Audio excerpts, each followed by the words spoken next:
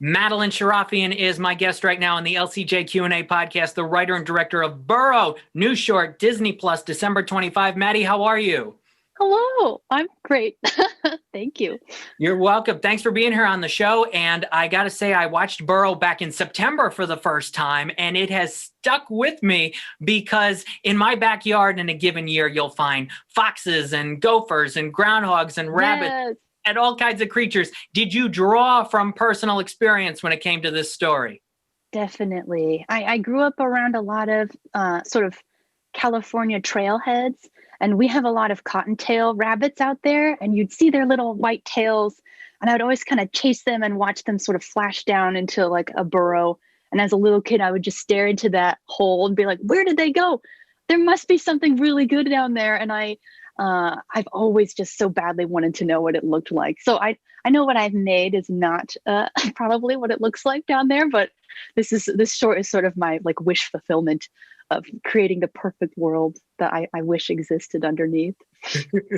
It is a delightful short, and you got to follow Maddie on Instagram at maddie.rabbit, because I looked at all these drawings that you did. They go all the way back to 2014 on your Instagram. So it must have been amazing when you went to Pixar with this idea. They said, yes, you can make this with having this love of rabbits for so long.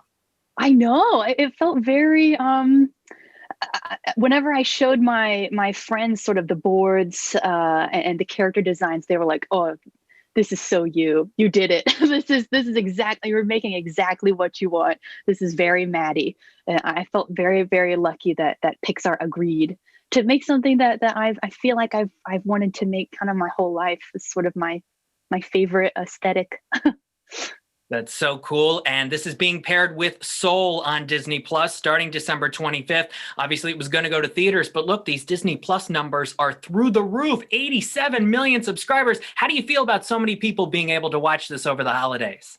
Ooh, I mean, of course, I feel very, very nervous. It's so vulnerable moment when you finally release a project to the world. But what I'm really hoping is that it's this sort of short that the backgrounds are so detailed and the characters are so cute that I hope that people, and especially kids, will watch it sort of over and over again and try to like, oh, I think I missed something in that room. What was that in the hedgehog's room? Did I miss something there? I hope it's something that is very comforting and will make a lot of people feel a little bit better, especially, this year. It's been very hard. Yes, it has. You do a great job with all those details. You were also a lead story artist on Onward, the Pixar feature from earlier this year, nominated for the Critics' Choice Award for Best Animated Feature. So were you balancing Onward and Burrow, working on the two simultaneously? Luckily not. I think I had wrapped off of Onward right before I started working on this. And then while I was working on Burrow, we sort of had a 3-month chunk where we got everything started with the backgrounds and everything. We finished all the backgrounds, and then there was a break of 3 months while we were waiting for animators to get ready. And for those 3 months, I actually was starting work on Domi Shi's movie, Turning Red. So I was sort of, luckily I didn't have to ever balance the two things at once, but it was sort of like a weird whiplash of like Spark only, Turning Red only, and then, sort of wave goodbye to Domi, back to Spark for the last 3 months, and then I've ended up back on Turning Red. There you go. I just saw you posted on Twitter that you're so glad that Turning Red, you could talk about it now because it was just released. What can you tell me? I interviewed Domi Shi when Bao was almost, right before it won the Academy Award for Animated Short Film. What can you tell me about this 2022 Pixar feature? Gosh, I mean, I can just tell you that it's really good. I mean, it sounds silly, but it really is very, very good. And it's so cute. Obviously, I like cute things. And it's such a treat to work with Domi because she appreciates, I draw Panda May as cute as I can.